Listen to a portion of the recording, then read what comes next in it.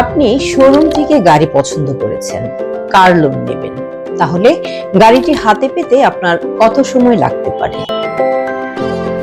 আপনি যদি গাড়িটি ক্যাশে কেনেন তাহলে খুব অল্প সময়ের মধ্যেই গাড়িটি আপনার হাতে চলে আসবে, কিন্তু যদি কার লোন নিয়ে থাকেন তাহলে কয়েকটি ধাপ অবশ্যই সম্পন্ন করতে হবে।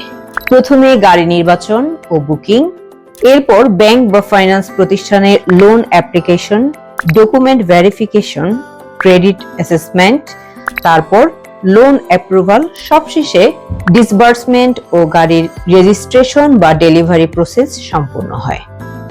সাধারণভাবে গ্রাহকের সকল ডকুমেন্টস ঠিক থাকলে 7 থেকে 15 কার্য দিবসের মধ্যে সকল প্রসেস সম্পন্ন করা সম্ভব হয়।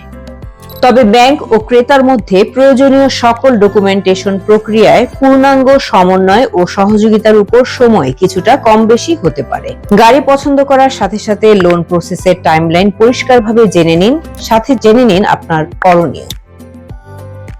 কারণ গাড়ি কেনা একটি বড় সিদ্ধান্ত, আর সঠিক তথ্যই আপনাকে এই সিদ্ধান্ত নিতে সাহায্য করবে।